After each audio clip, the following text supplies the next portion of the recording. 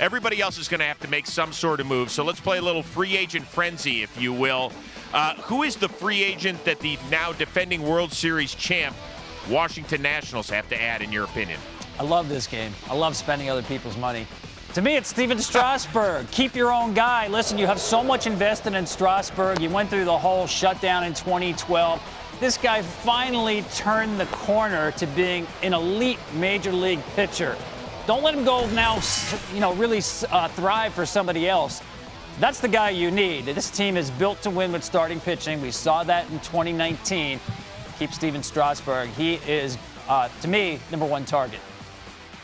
You and I are on similar wavelengths. I don't know if that's good for me or bad news for you. I think they have to keep their own, but because they gave $140 million to Patrick Corbin last year, he can slide up a spot and be the number 2 behind Scherzer. They got to keep Anthony Rendon. You cannot let Bryce Harper and Anthony Rendon walk in consecutive seasons. We saw what this guy meant all season long, not only during this amazing postseason run he had, but he's one of the top 5 players in baseball. And I think, listen, Tom, it's no secret that the guy does, for whatever reason, he doesn't love playing the game of baseball. He just happens to be great at it. I give him 5 years for $190 million and call it a day when he's age 34 or whatever, and that'd be good enough for me if I'm the franchise. So there you go. I'm with you. It might be tough to get both of those guys, Chris. Very true. Very true. It's one or the other, and that's why I'd go with the everyday ball player. Let's focus on the New York Mets. The one free agent you would bring to Queens is? Dylan Betances. Doesn't have to change his zip code too much. Listen, just go across the other borough into Queens. I think this guy, well, we know when he was healthy, one of the dominant relief pitchers in the game. He can close, he can set up. Missed just about all of this season except for 2 batters with the injury, impingement in the shoulder, then the Achilles. Those injuries don't scare me too much. In fact, when I look at relief pitcher usage, Chris, I actually like pitchers who missed a year. Will Smith, another one of those guys with the Tommy John surgery. I think he's going to be a big bounce-back guy. He's exactly what they need. They really have to fix that bullpen. I'm rooting for him. He's really one of the good kids. I thought the Yankees at times mistreated him earlier in his career with overusage.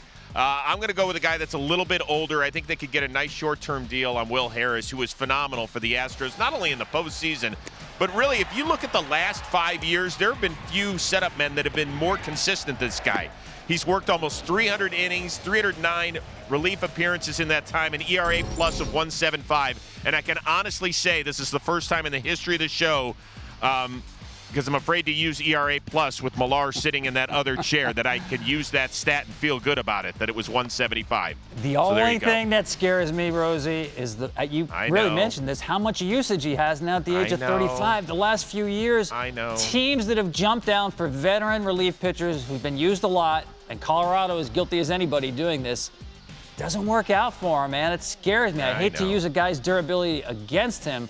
It's the only knock, because that guy has been money the last couple of years. I won't do it, Will Harris. I still believe in you. Last one, we'll move a little quicker here on the Phillies. Who's the one guy they need?